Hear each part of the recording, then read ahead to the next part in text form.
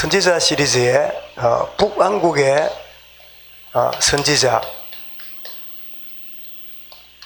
엘리야에 대해서 말씀을 보겠습니다. 여러분, 성경에 나오는 수많은 선지자들이 있는데 성경을 남긴 선지자가 있고 성경을 안 남긴 선지자가 있어요. 성경을 남긴 선지자가 누구지요? 이사야, 에레미야, 에스겔, 호세야, 아모스 이런 분들이 그 12권의 이 성경을 남겼잖아요. 그런데 성경을 남기지 않은 선지자들이 더 많아요. 근데 성경을 남기지 않았는데도 성경을 남긴 분보다 훨씬 더 훌륭한 사역을 한 선지자들이 있지요. 그 대표적인 분이 누굽니까? 예? 성경을 자기 이름으로 성경을 남긴 적이 없는데 사역을 훌륭하게 한 그런 선지자가 여러 명 있는데요. 그 대표적인 사람이 누굴까요? 너무 쉬워서 답 안 합니까? 오늘 적어놨죠 지금. 누구지요? 엘리야지요. 왜? 엘리야서가 없잖아요. 그런데도 이 선지자의 대표 역할을 이렇게 할 만큼 지금 미련한 처녀가 문을 두드린 것 같습니다. 이 어느 선지자보다 더 참 효과적인 사역을 한 선지자가 있다면 엘리야, 그리고 그의 제자 누구지요? 엘리사였지요. 엘리야, 엘리사. 그래서 오늘 우리 엘리사를 잠깐 보면서 하나님이 엘리사를 어떻게 사용하셨고 오늘 이 시대에 엘리사를 사용 하나님이 우리를 어떻게 사용하시는가를 잠깐 보도록 하겠는데요. 자, 엘리사가 활동했던 시대 그 상황을 보면 아합이 왕이 됩니다. 아합이 이제 북이스라엘의 왕이 되는데 22년 동안 통치를 해요. 여러분, 22년 동안 통치를 한다는 말은 그 시대에 굉장한 영향을 주었다 그 말이 되겠죠. 22년 동안. 안 그래요? 그런데 이 아합이 결혼을 했는데 누굽니까? 이세벨이라는 아내를 이렇게 데려왔는데 참 기가 막힌 아내를 만났습니다. 이제 요즘도 있는지 모르겠는데 부산에 보면 이사벨이라는 그 여자 고등학교 학교가 있는데 그 자기들은 그 뭐라니까 이상하고 사랑스럽고 별의별 사람이 다 모였다고 그런 이제 하는데 그 모르겠는데 이세벨은 이방 여자인데 이 여자가 아내로 와서는 특별히 우상숭배가 바알신 그리고 아세라신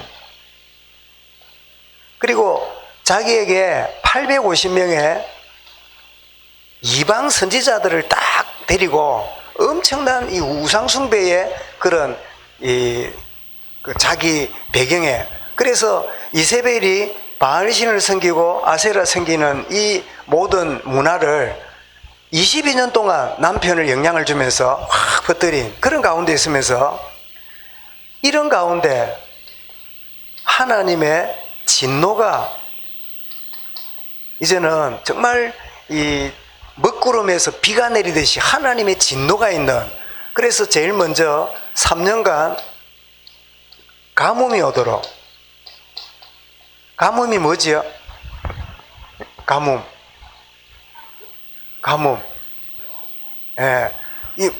그래, 비가 안 오는 거. 맞아요. 다 하네, 그냥. 이제 3년 동안 비가 안 오는. 그래서 이 시대에 이런 상황 가운데 지내는데, 이런 하나님은 우리에게 깨달음을 주시는데요. 깨달음을 주시는데, 직접 이렇게 임하시기도 하고, 또 누구를 통해서 이 말을 전달시키기도 하지만, 때로는 어떤 일이 벌이죠? 우리의 자연을 통해서 우리에게 깨달음을 주시는 게 많아요. 여러분 기억나십니까? 하나님을 저버리는 가운데 자연재해를 심각하게 주어서 하나님의 깨달음을 준 선지서가 있죠. 그게 뭐지요? 물론 요나도 있겠지만 더 심각한 거는 왜 메뚜기 떼를 보내가지고 그 시대의 어려움을 겪게 만들고 그 깨닫게 만들게 했던 선지자가 있잖아요. 요엘 선지자지요. 그리고는 회개하면 뭐지요? 말세와 내 남종의 여종에게 성령을 부어주리라. 그런 메시지를 주는데 이 자연, 그래서 직접 혹은 간접적으로 또 자연을 통해서 깨닫게 하시는, 자, 이런 시대 가운데 하나님이 엘리사가 소명을 받습니다. 소명을 받는데 여러분, 이 엘리야란 이름 뜻이 뭐냐니까 여호와는 하나님이시다, 이름 뜻이 그래요. 여호와만이 하나님이다, 그런 의미를 가진 이름인 거 보면, 그러면 엘리야가 이런 이름을 가졌다는 말은 이름을 누가 짓습니까? 내가 짓습니까? 부모님이 짓습니까? 그래요? 나는 노아 자기가 지은 줄 알았다. 동사무소 가가지고 내 노아거든요. 그치, 부모님이지. 그러면 여호와가 하나님이라 이래 지은 거 보면 그 부모님의 영적인 상태를 짐작할 수 있지, 보통. 그래서 왜 이해하고 들으십시오. 용용자든 이름 있잖아요. 용용자. 그러면 그 부모님의 영적 상태가 어떤 상태예요? 거의 우상숭배 내지는 이 보고 모르는 경우가 대부분이에요. 용자 들어간 그 경우. 용감할 용자 말고 용용자 있잖아요. 용이 구름 타고 그죠? 그리 말씀드렸잖아요. 용운, 구름 탄 아들. 용우, 구름이 비를 내리고. 이런 이름이 있다가 있잖아요. 그리고 여호와는 하나님이 싶은데, 그런데 엘리야가 어떤 배경인지 유일하게 나오는 단어가 오늘 17장에서 뭘 했습니까? 길르앗의 우화는, 길르앗이라고 하는 이 지역인데, 여러분, 길르앗이란 뜻이 거칠다, 이 뜻입니다. 그러니까 도시 문화도 아니고 아주 거친, 아주 세련되지 못한 그런 산골 마을 같은 그런 뜻이고, 그런데 길르앗 지역인데 자기 그 동네는 뭐죠? 디셉 사람이에요. 갈릴리 사람처럼, 나사렛 사람처럼 디셉 사람인데, 이 디셉이란 뜻은 뭐냐? 떡갈나무란 뜻입니다. 떡갈나무. 여러분, 거칠은 지역이고 떡갈나무가 있는 동네에서 나고 자랐으니까 쉽게 말해서 별 볼 일이 있습니까, 없습니까? 그러니까 그러더라고요. 목사님, 달 볼 일도 없습니다, 이러더라고. 맞네. 그래, 별 볼 일도 없고 달 볼 일도 없고. 정말 우리는 엘리야 이러면 대단한 것 같은데 배경을 보면요, 진짜 별 볼 일 없나, 달 볼 일도 없는 이런 배경 속에 있는 사람인데 하나님이 엘리야를 선지자로 불렀어요. 갑자기 등장한 겁니다. 탁 등장해가지고 이렇게 사역을 하는데, 그 엘리야에게 하나님 말씀이 임합니다. 말씀이 임하는데, 이 임한 말씀이 첫 번째 뭐죠? 3년 동안 기근이 있게 될 거다. 그래서 기근을 맞이한 다음에 그 당시에 왕이었던 아합이 얼마나 급했던지 왕이 나중에 뭐하러 돌아다닙니까? 물 찾으러 돌아다녔어요. 왜냐, 왕궁에도 물이 없어. 여러분, 3년 동안 물이 없다 이러니까 누가 그러더라고요. 가서 이마트 가서 물 사면 돼요, 이러는데 요즘 소리지. 물 없으면 이건 보통 일이 아니잖아요.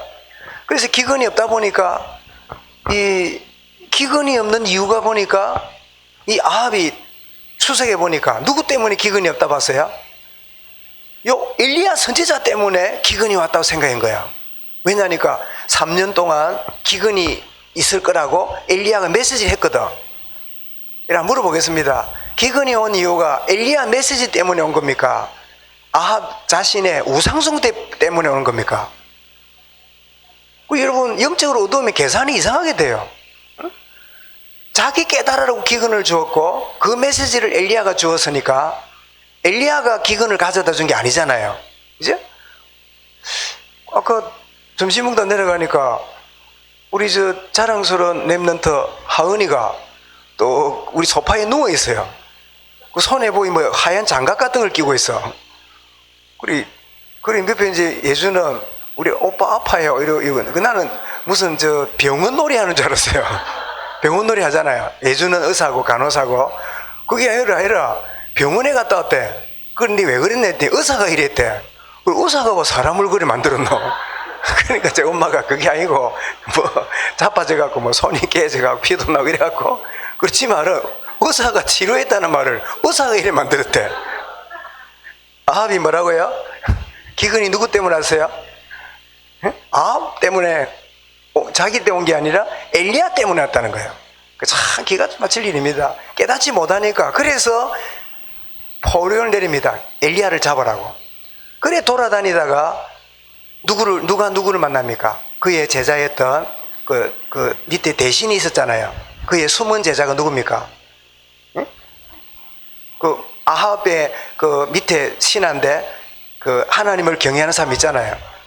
오바댜지요. 그 오바댜가 또 만났어요.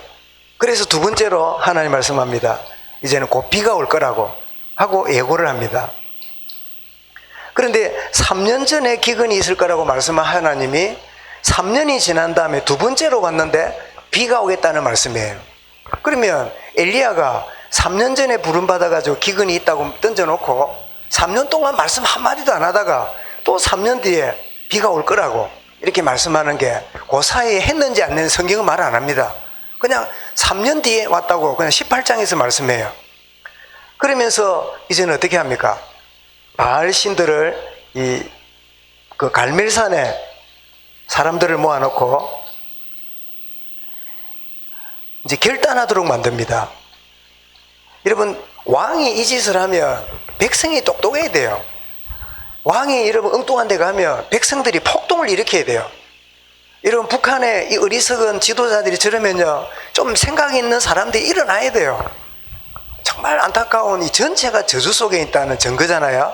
벤저 사주고 막 이러니까 온 백성이 이 감옥에 사는 것 같은 있으면서 지만 좋으면 되는 일부의 그 간부들이 그렇게 유지하는 일에 도움을 주고 있다는 것은 안타까운 일이에요.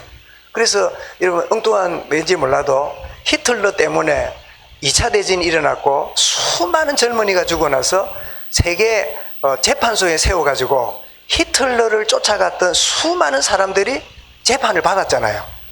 나는 히틀러 시켜서 했다 이렇게 했는데 히틀러가 시켜도 아니라고 말해야지 히틀러가 시킨다고 그리 따라하면 되냐. 그러니까 수많은 사람들이 사형도 당하고 큰 재판. 그래서 지금 사실은 북한 체제가 어떻습니까? 세계 이름이 뭡니까? 그 재판소에 지금 기소가 돼 있어요. 그런 상태인데 지금 더 그러니까 조심하고 어디 갈 때도 비행기 가면 이렇게 미사일 맞을까봐 땅으로 기어서 열차 타고 가고 이러잖아요. 왜 무서우니까 배도 안 타고 그렇게 살고 있잖아요.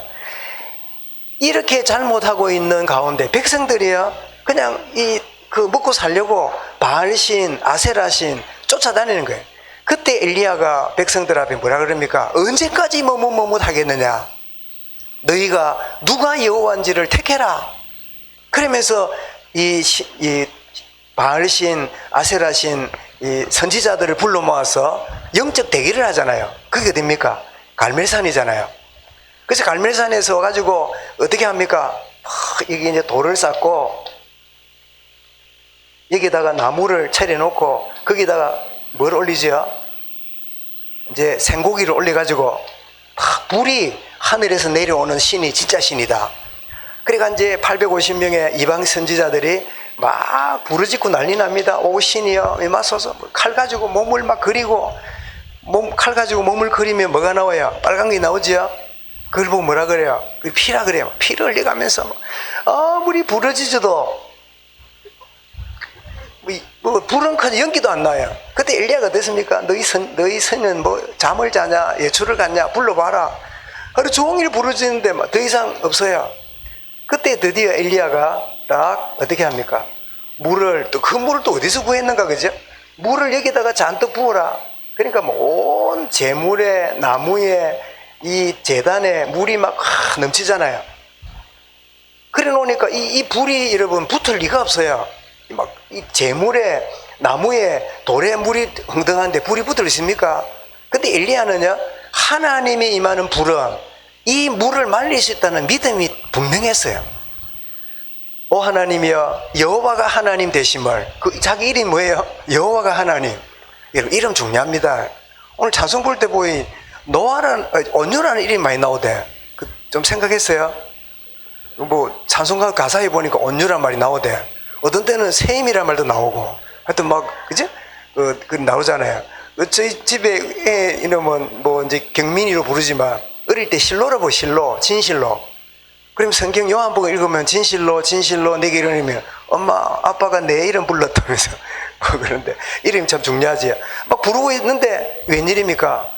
엄한 불이 오더니요 또랑을 핥아버리고 이 불이 막 일시에 임하게 되니까 모든 사람들이요 여호와가 하나님이 확 드러나잖아요. 그래서 이 이방신들을 섬기는 선지자를 다 처단하고 놨더니, 그런데 여러분 놀랄 일은 엘리야가 이 모든 일들을 감당하고 지내왔는데 이 역사 이후에 낙심할 일이 생깁니다. 그 낙심이 뭐지요?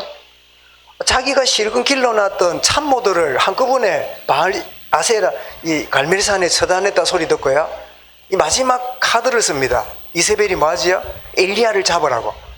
그 소리 듣고 엘리야가 어떻게 합니까? 낙심을 해가지고, 낙심 정도가 아닙니다. 죽고 싶다고, 나를 데려가 달라고. 그러면서 막 낙심해 있습니다. 그러니까 하나님이 까마귀를 보내갖고 물 먹이고 이래가지고 다시 호렙산에서 소명 주고 이런 일이 벌어지잖아요. 그래서 우리는 뭐 많이 아니까 길게 하기보다는요 놀랍게도 엘리야를 신약에서 언급하고 있는 내용들을 보게 되는데요, 여러분 세례 요한을 보고 뭘 했습니까? 바로 엘리야가 올 것이라 했는데 세례 요한이 바로 엘리야다. 그래서 엘리야의 그 활동이 얼마나 그 영향이 있는지 세례 요한을 엘리야라고 봤어요. 그리고 신약에 보니까 이 마태복음 17장에 예수님의 변화산에서 누가 나타났습니까? 율법의 대표인 모세와 그리고 선지자의 대표인 누가 나타났지요? 엘리야가 나타났어요. 여러분 성경 범위를 보면 이사야가 나타나면 좋을 것 같은데 놀랍게도 엘리야가 나타났어요. 그만큼 신약에서도 엘리야의 이 역할을 소중히 여긴 걸 보게 되죠. 그런가 하면 예수님이 십자가 달렸을 때 엘리 엘리 라마 사박다니 이러면서 나의 하나님 어디 버리십니까? 이러는데 사람들은 뭐라 그랬지요? 엘리야를 부른다라고 생각할 만큼 이스라엘 백성들은 엘리야의 영향력이 그만큼 컸어요. 엘리야가 아니라 엘리라 했는데도 엘리야로 이해했잖아요. 그런가 하면 여러분 야고보서 5장에 보면 야고보서 5장 17절에 보면 엘리야는 우리와 같은 성정을 가진 사람이오르되 그가 기도했더니 3년 동안 비가 오지 않았고 기도했더니 3년 동안 비가 왔다. 그러면서 엘리야의 이 기도, 엘리야도 우리와 같은 인간임에도 불구하고 기도할 때 하나님 응답하셨다. 기도 응답의 좋은 모델로 엘리야를 언급하고 있어요. 이렇게 신약에서 이렇게 구구절절히 인용을 많이 받는 선지자가 별로 없는데, 물론 이사야 메시지는 인용이 많이 됐습니다. 그렇지만 이사야의 생애에 대해서는 별로 언급 안 하잖아요.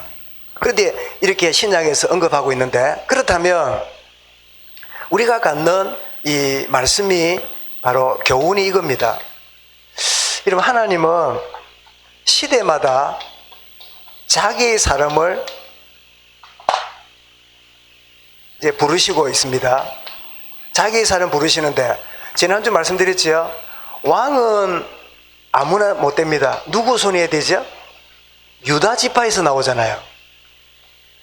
제사장은 아론 자손에서 나오잖아요. 그런데 선지자는 아무 조건이 없어요. 하나님이 부르시는 자가 선지자로 부름받게 되는 거예요. 그래서 하나님은 우리를 이 시대에 누구를 불렀지요? 아름다운 덕을 선포하는 선지자로 우리를 부르셨는데, 그 교훈을 보면 첫 번째로 엘리야는 어떤 사람이지요? 전혀 배경이 없는 사람이었잖아요. 우리는 이럽니다. 나는 갑에 태어나지 못하고, 누구는 금수저 물고 났는데 나는 흙수저 물고 나고 하고, 나는 입지가 이래서, 나는 아무도 이렇게 도와주거나 끌어주는 사람도 없어서 이런 것들이 우리도 모르게 이렇게 자리 잡잖아요. 이게 여러분 속은 사단의 속임수입니다. 하나님은 어떤 자를요? 아무 배경 상관없이 하나님 부르신다. 하고 내가 많이 못 배워서, 하고 내가 뭐 능력이 없어서, 하고 나는 사람들 대하는 게 수줍어서 아무 상관없어요. 하나님은 자기의 사람 부르시되 배경 상관없이 하나님은 자기 사람을 부르시는 거예요. 저와 여러분을 그렇게 부르셨어요. 우리가 잘못하면 주님 부름 받아놓고도 비교의식 혹은 여러 가지 이런 것 때문에요, 짬뽕이 돼가지고 있는 경우들이 얼마나 많아요. 주님이 우리를 부르실 때 나를 알고 불렀을까요? 모르고 불렀을까요? 알고 불렀습니다. 내가 뭐가 부족한지, 내가 어떤 허물이 있는지, 어떤 상처가 있는지 알고 불렀을까? 모르고 불렀을까? 알고 불렀어요. 그렇다면 내가 문제가 됩니까? 아무 문제 안 돼요. 주여, 내가 여기 있사오니 나를 사용하여 주옵소서.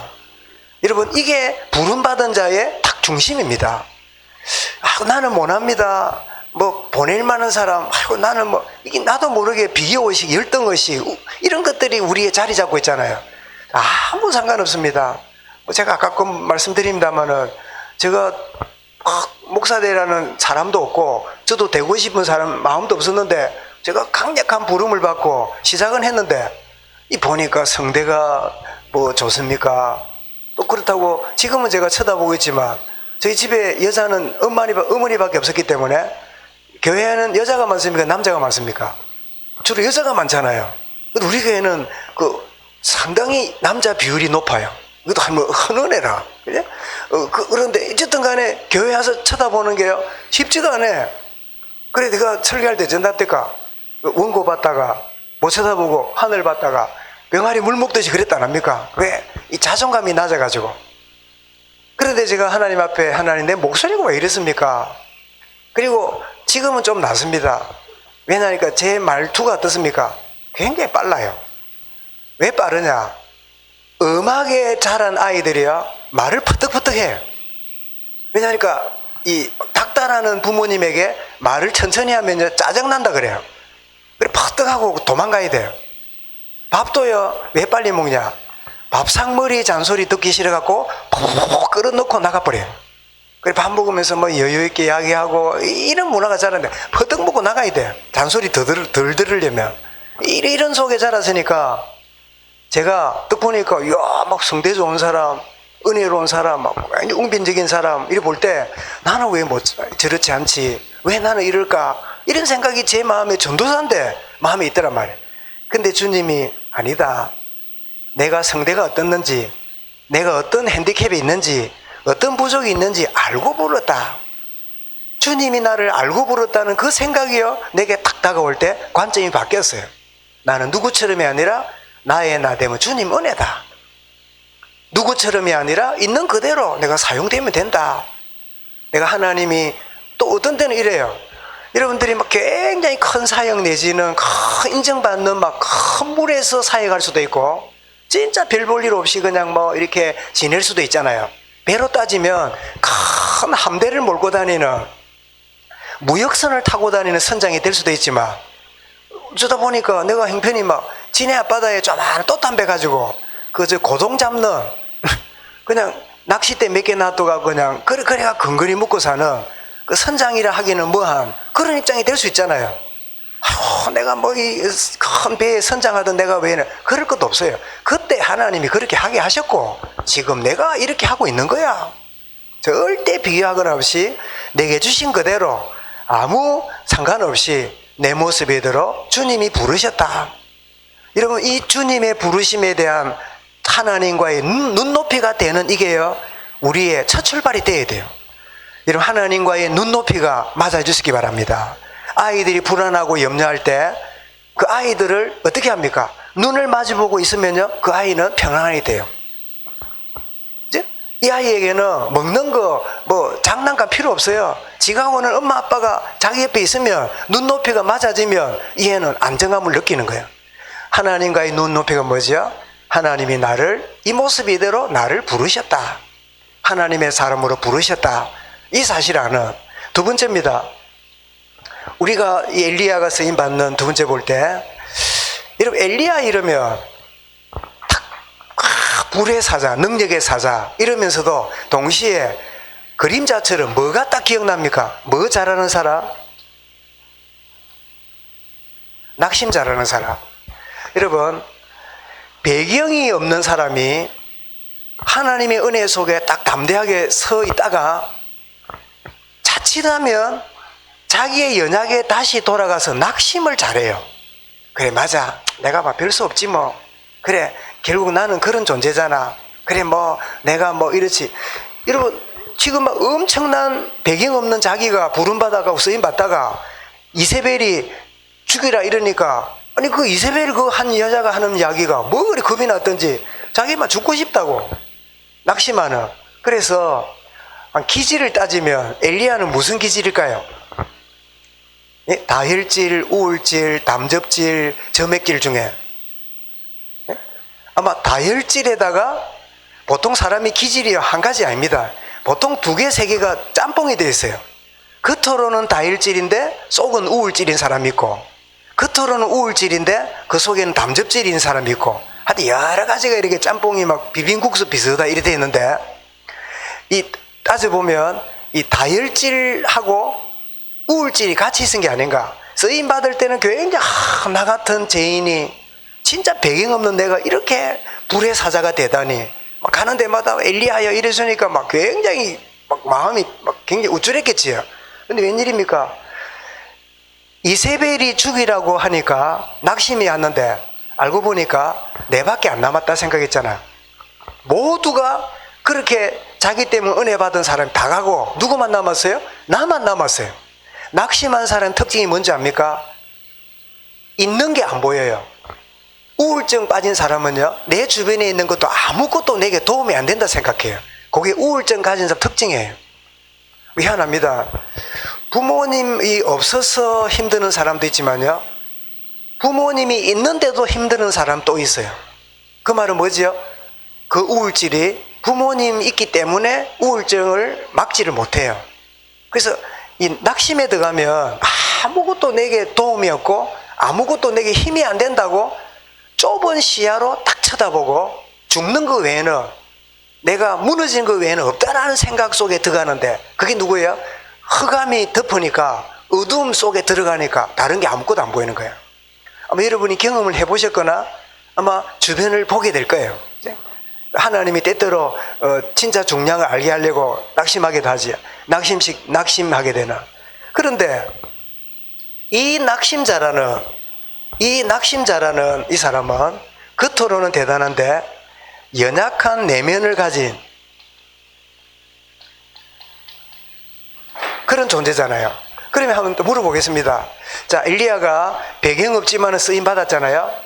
그리고 엘리야가 막 이세벨이 막 공격하고 이러니까 낙심하고 죽고 싶어 하고 나밖에 없다 하고 이런 사람인 줄을 하나님이 알고 불렀을까요? 모르고 불렀을까요? 낙심하는 것조차도 알고 부르셨어요. 내가 낙심하는데 뭐 쓰임받아? 그래도 하나님 알고 불렀어요. 우리 거기서 우리가 속는 거야. 아이고, 내가 주를 위해서 했는데 낙심한 내가 뭘 한다고, 내 같은 게 뭘 할 거도. 그까지도 하나님이 알고 불렀어요. 낙심자라는 나, 연약한 내면을 가지고 있는 나, 누가 알아주면 울거리지만 조금만 지적받고 일 안 되면 낙심하기 잘하는 그런 난데도 주님이 나를 부르셨다. 여러분, 이것이 우리가 가져야 될 메시지예요. 엘리야는 깨달았습니다. 호렙산에서, 그죠? 네 왜 여기 있느냐? 나 열심히 특심인데 나밖에 안 남았습니다. 그래 하나님 뭐라고요? 바알에게 무릎 꿇지 않는 7천을 남겼다. 여러분, 7천은 뭡니까? 7 곱하기 1000이잖아요. 1000이 뭡니까? 100 곱하기 10이잖아요. 100이 뭡니까? 110 곱하기 10이잖아요. 제가 이게 무슨 말씀 드립니까? 7이 뭐지요? 완전한 충만한 숫자지요. 여러분, 충만한 숫자인데 그게 1000이 곱해지고 이래 되니까, 말하자면 7000이라는 의미는 하나 둘 셋 넷 7000의 의미 있지만 네가 상상하지 못하는 충만한 일꾼들이 있다는 거예요. 네가 상상할 수 없는 중요한 일꾼들이, 제자들이 준비되어 있다는 거예요. 그런데 낙심한 사람 뭐가 안 보여요? 그게 안 보여요. 딱 안 보여요. 실패, 포기 외에는 안 보여. 오직 나에게 있는 거는 딱 극단적인 결단을 하거나 딱 그냥 내 생을 그냥 마무리하는 거. 그거 외에는 생각이 안 나요. 낙심. 그런 하나님이 배경 없는 엘리야를 불러주셨던 하나님이 낙심 중에 찾아오셨어요. 여러분, 낙심한 자에게 주님은 가까이 하십니다. 연약한 자를 주님이 더 오셔서 능력을 함께 하십니다. 나는 낙심하면 안 돼. 나는 늘 담대하고 나는 늘 생생해야 돼. 그거 여러분 속지 말아야 돼요. 낙심해도 주님 오십니다. 낙심한 경우에 그때부터 뭐가 보일까요? 연약한 자의 낙심한 것을 공감하는 사람이 될 수 있겠지요. 무너진 사람을 진짜 이해하는, 사람을 살리는 치유사역자가 될 수 있겠지요. 혹시 여러분 중에 참 이렇게 배경이나 낙심하거나 이런 것 때문에 나는 막 이렇고 속지 마시기 바랍니다. 그것 때문에 하나님은 그런 사람을 진짜 돕는 일에 여러분을 쓰기를 원하시는 거예요. 그런 일에 하나님이 정인으로 쓰기 원하시는 거예요. 하마터면 엘리야는 신나가지고 막 저 산꼭대기만 살 뻔했는데 깊은 골짜기까지 내려와서 죽겠다고 그렇게 한 그 경험까지도 하나님이 사용하시는 거예요. 여러분, 낙심하고 실패하고 무너져 있는 그런 경험, 지금 우리 성도들 가운데 이런 아픔이나 이런 낙심이나 저런 눌림 속에 있는까지도 여러분 안타까기보다 주님, 저런 자를 통하여 하나님은 또 다른 일을 하실 줄 믿습니다. 기대를 가지고 기도하시기 바랍니다. 그리고 세 번째로 얻게 되는 메시지가, 문제는 뭐죠? 하나님 앞에 서는 겁니다.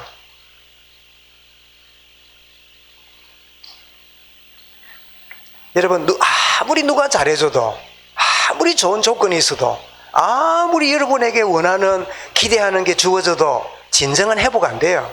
하나님 앞에 서야 돼요. 호렙산에 와서 네가 내 앞에 서라. 그래서 엘리야가 하나님이 서는데, 이 호렙산이 자기 믿음의 선배가 이 호렙산에서 낙심해 있던 자기를 세워서 쓰셨던 그 귀중한 믿음의 역사가 있는 장소잖아요. 그 호렙산이 뭐죠? 모세가 하나님 부름을 받은 자리고, 그리고 출애굽한 이스라엘을 밑에 두고 말씀 받았던 데가 호렙산이잖아요. 그 산에 이 엘리야가 서게 된 거예요. 사랑하는 여러분, 호렙산에 서시기 바랍니다. 우리가 어떤 문제 있을지라도 하나님 앞에 서면 나의 배경, 낙심, 오히려 하나님 발판으로 서시는 인생 전환점을 보게 됩니다. 누구 때문에 뭐 때문에 그 사건들 다 맞지만은 사실은 그런 모든 것들은 하나님 앞에 서게 만드는 발판이었어요. 그래 안 했으면 나는 하나님 앞에 안 서도 될 사람 될 뻔했잖아. 그래 안 했으면 하나님 은혜 필요 없잖아. 그런데 나를 기어코 하나님 앞에 세우려고 죽을 만큼 낙심한 자리에, 처절하게 비참한 자존심 상한 자리까지 내려가도록 허락하셨잖아요. 그래야 어떻게 해요?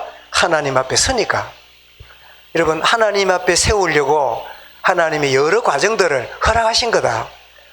그런 여러분 지난날 뿐 아니라 지금 혹시나 참 말 못하지만 참 이런저런 것 때문에 힘들어하는 우리 주변에 있다면 하나님 앞에 세워서 새롭게 시작하려고 하나님이 작업하고 계시는 시간이다. 그 사실을 여러분이 믿고 우리 주변도 그런 눈으로 보면서 하나님 앞에서는 시간표가 되게 해주십시오. 하나님 앞에 새로 서는 은혜가 임하게 해 주옵소서. 그래서 우리 엘리야 이럴 때 많은 스토리가 있는 귀한 종이지만, 그러나 우리 마무리에 배경 없는 사람이었다. 그리고 낙심도 잘하는 사람이었다. 그러나 결국은 하나님 앞에 서게 만들어서 하나님은 구약시대에 끝난 게 아니라 신약시대에도 언급될 만큼, 사랑하는 여러분, 저와 여러분 이 시대의 작은 엘리야입니다. 하나님 나를 부르셨습니다. 이 부름 앞에 정말 승리하는 축복의 사람 될 수 있기를, 렘넌트가 될 수 있기를 주의 이름으로 축원합니다. 감사합니다. 주님, 이스라엘을 아합 시대에 불러 사용하신 하나님, 이 시대에 저들을 부르셨는데 배경이 없습니다. 낙심 잘합니다. 하나님 앞에 서기 원합니다. 이 축복을 매번 누리며 체험하는 우리 모든 성도들, 특별히 힘들어하고 아파하는 이들이 하나님 앞에서는 시간표가 속히 임하도록 부활의 주님을 인격적으로 체험하도록 주님 역사하여 주옵소서. 주 예수 그리스도 이름으로 기도드리옵나이다. 아멘.